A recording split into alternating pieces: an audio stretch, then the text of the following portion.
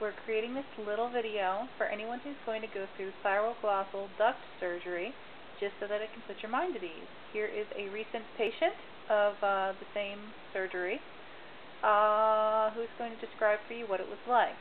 First of all, with the duct surgery, they removed the cyst and they removed also the hiatal bone in the neck, which is nothing to even be concerned about. It is teeny tiny, a couple of millimeters is all that they removed, and it's the only bone in the body that really isn't attached to other bones or something? Yeah.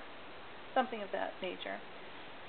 So, this is Amber, and Amber had the surgery on Wednesday. Today is Saturday. She was not able to take off her dressings.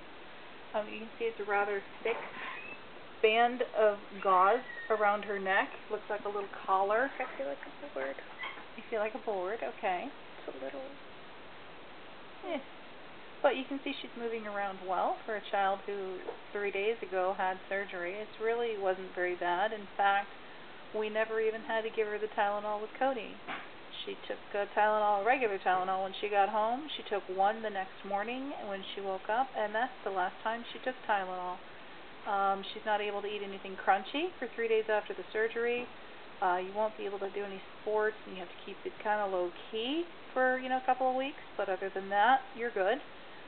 There's 3 layers of stitches under the bandage, 2 internal, and then the last layer is inverted, so that there are no pock marks, so that you do not get a lot of scarring. Of course, you want to make sure that you get this taken care of as soon as you find out about the cyst, not once it gets infected, because then the scarring issue will be much more to handle.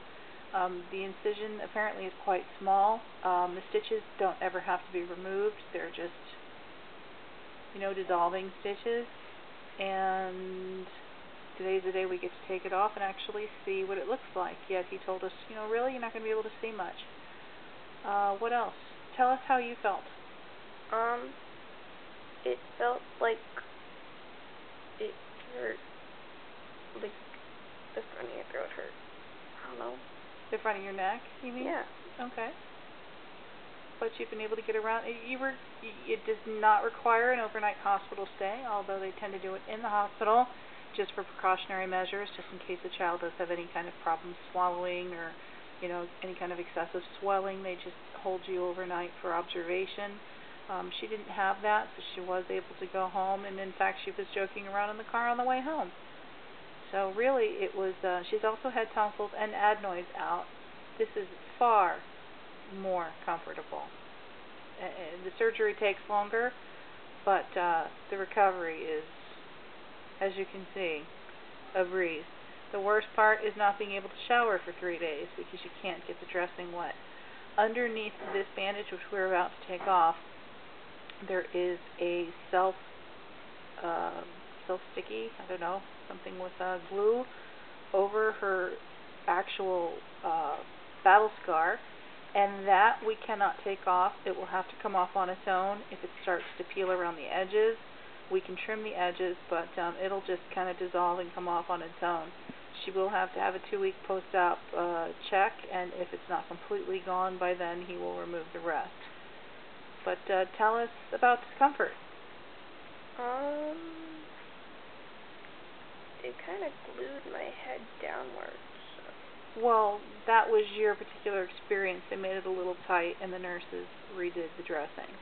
Yeah. Okay, so that was your particular experience. Doesn't mean it's going to happen to everybody.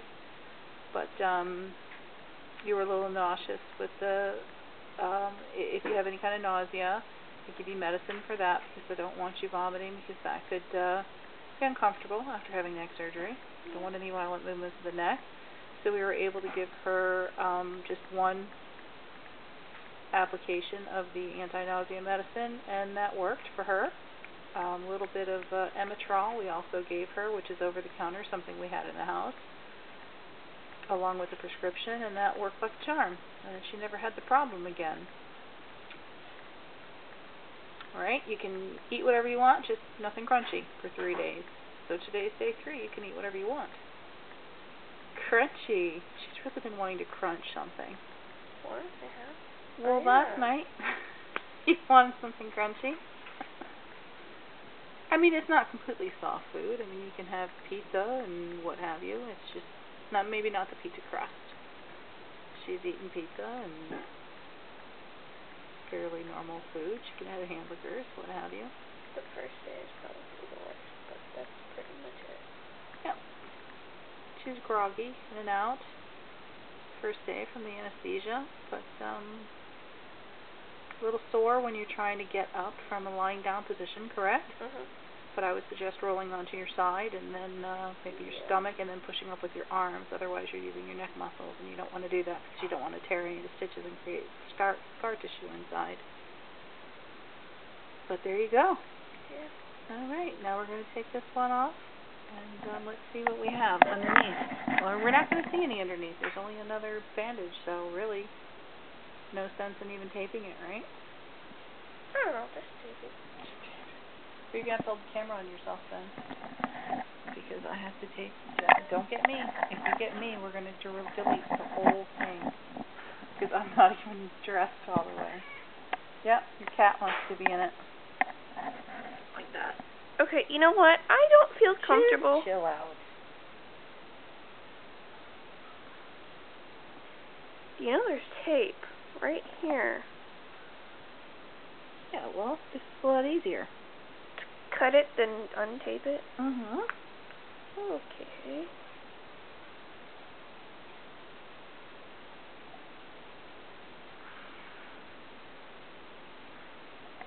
Still have to untape Right. it. Pull. Don't want to be stuck in your hair. That's not going to be fun. Oh, trying. Here, you unwind it. You can take your mummy suit off. Thought I was a vampire. You were attacked by a vampire. See, that's also the fun thing about surgery, is you can make up any excuse at all for why it is. For why it is you have bandages around your neck. I'll get it. No, you can't see. You're going to go in blindly, and I'm scaring you. Yeah, that's too close to my neck. Yeah, and you're going to go in blindly, just close to your neck. Uh-huh. And that doesn't scare you, but well, I do. I'm doing it. Right. Can you cut that? I also have a little bit to cut there. But my favorite excuse... No, there was another piece that wasn't cut. Pull it again. My favorite excuse is Edward finally caved. And that little bit of pink on the dressing is not blood. In fact, the nurse dripped Tylenol on her. I suggest if you need to use Tylenol, you use a straw. Yeah, just take that off. This? Yeah. I don't know what it is. I can't. It's just a puffy. It's just kind of stuck to you. Oh, is that the thing that stays on? No. That can't possibly be. I think there's just glue on your neck. You know what? Stop taping. There's just it's just like stuck to you. That's all. There's a bandage underneath. You know what? I want to see a mirror. Or just tilt this upward. Tilt it upward. Can you see? Yeah. Oh, you're looking because the camera is over? Yeah. You're a dork. Hey, Do you see? No. Lift up your neck. Can you look up? See, you know what? I'm going to get some water and sort of wet that.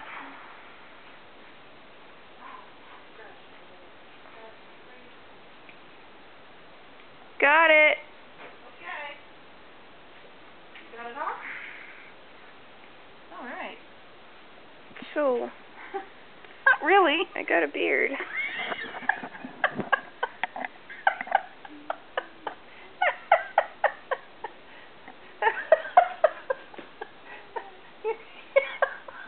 Sorry. You kind of look like a goat. Shut up. It's just, I mean, if we wet it, it's just kind of stuck to you. To your skin. It'll come off. You think? You really think so? I'm turning this off. It's over now. Say goodbye. Goodbye.